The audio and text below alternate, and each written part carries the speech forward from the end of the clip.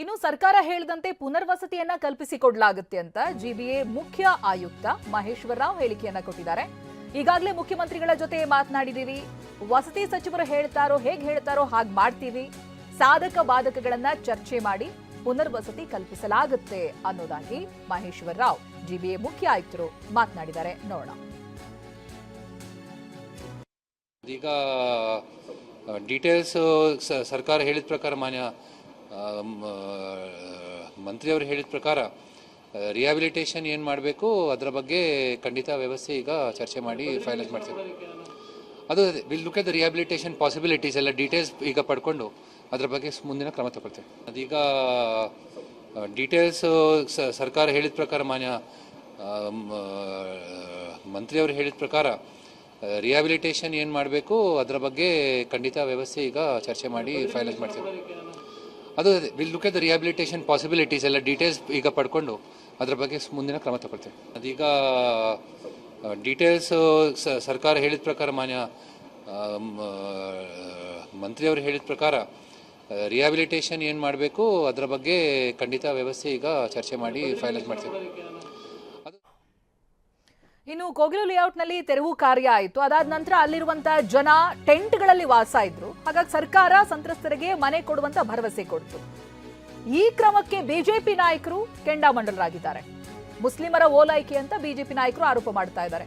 ಪಿಣರಾಯಿ ವಿಜಯನ್ ಕಾಂಗ್ರೆಸ್ ವಿರುದ್ಧ ಸಿಡಿಮಿಡಿಯಾದ್ರು. ರಾಜಕಾಲುವೆ ಒತ್ತುವರಿ ಮಾಡಿದ್ದ ಹಿಂದೂಗಳಿಗೆ ಮನೆ ಇಲ್ಲ, ಹಿಂದೂಗಳು ಎಂಬ ಕಾರಣಕ್ಕೆ ಬೀದಿಗೆ ಹಾಕಿದ್ರ ಅಂತ ಆರ್ ಅಶೋಕ್ ಪ್ರಶ್ನೆ ಮಾಡ್ತಾ ಇದ್ದಾರೆ. ಇವತ್ತು ಮಂಗಳೂರು ಒಂದರಲ್ಲೇ ಸುಮಾರು 130ಕ್ಕೂ ಹೆಚ್ಚು ಡ್ರಗ್ ಪ್ಲೆಡ್ಡರ್ಸ್ ಏನಿದ್ದಾರೆ, ಮಾಫಿಯಾ ಏನಿದೆ, ಜೈಲುಗಳಲ್ಲಿದ್ದಾರೆ. ಇಲ್ಲಿ ಯಾರೋ ಮುಸ್ಲಿಮರಿಗೆ ಮನೆ ಹೊಡೆದಾಕಿದ್ದಾರೆ ಅಂತ ಹೇಳ್ಬಿಟ್ಟು ಅಕ್ರಮವಾಗಿ ವಲಸೆ ಬಂದಿದ್ದು. ಹೌದು, ನಾನು ಹೇಳ್ತಾ ಇದ್ದೀನಿ, ಇವ್ರು ಯಾರು ಬಂದಿರೋರು, ಯಾರು ಇವರು ವಲಸೆ ಬಂದಿರೋರು? ಮುಖ್ಯಮಂತ್ರಿನೇ ಹೇಳಿದ್ದಾರೆ ಇವರು ನಮ್ಮವರಲ್ಲ ಅಂತ ಹೇಳಿದ್ದಾರೆ. ಮುಖ್ಯಮಂತ್ರಿ ಅವ್ರ ಸ್ಟೇಟ್ಮೆಂಟಲ್ಲೇ ಹೇಳಿದ್ದಾರೆ ಅವರು ಬೇರೆಯವರು ಅಂತ ಹೇಳಿ. ಯಾರು ಬಾಂಗ್ಲಾದೇಶದಿಂದ ಬಂದವರ, ಪಾಕಿಸ್ತಾನದಿಂದ ಬಂದವರ? ಇವ್ರ ಪರವಾಗಿ ಅವ್ರು ಯಾಕೆ ಕೇರಳದವ್ರು ಬ್ಯಾಟಿಂಗ್ ಮಾಡ್ತಾ ಇದ್ದಾರೆ?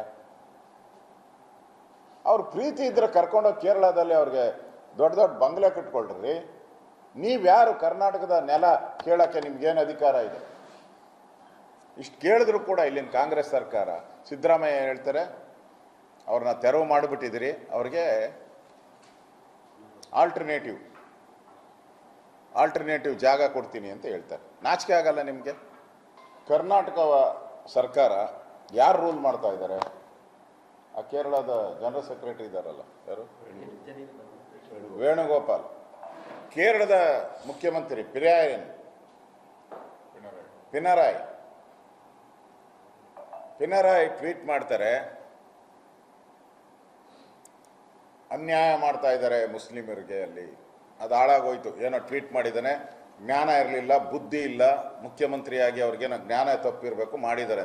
ಈಗ ನಿಯೋಗ ಬಂದ್ಬಿಟ್ಟಿದೆ ಅಲ್ಲಿನ ಕರ್ನಾಟಕ.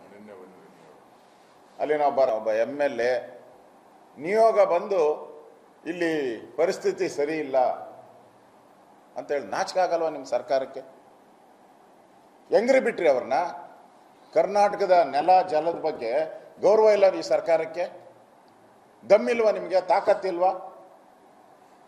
ಆ ಬಿಜಾಪುರದಲ್ಲಿ ಒಬ್ಬ ಸ್ವಾಮೀಜಿ, ಮಹಾರಾಷ್ಟ್ರದಿಂದ ಸ್ವಾಮೀಜಿ ಒಬ್ಬರು ಭಾಷಣ ಮಾಡೋಕ್ಕೆ ಬರ್ತಾರೆ ಅಂದರೆ ಏನು ಕೋರ್ಟ್ಗಳಿಗೆ ಹೋಗಿದ್ದೆ.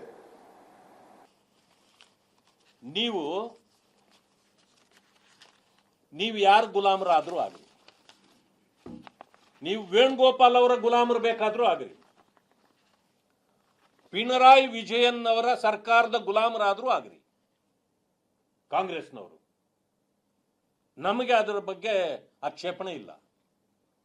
ಆದರೆ ನನ್ನ ರಾಜ್ಯದ ಜನರನ್ನ ಗುಲಾಮರಾಗಿ ಇನ್ನೊಬ್ಬರ ಮುಂದೆ ತಲೆ ಬಗ್ಗಿಸುವಂತೆ ಮಾಡಬೇಡ್ರಿ. ನಿಮಗೆ ಆ ಅಧಿಕಾರ ಯಾರೂ ಕೊಟ್ಟಿಲ್ಲ. ನಮ್ಮ ರಾಜ್ಯದ ಜನರನ್ನ ನೀವಿವತ್ತು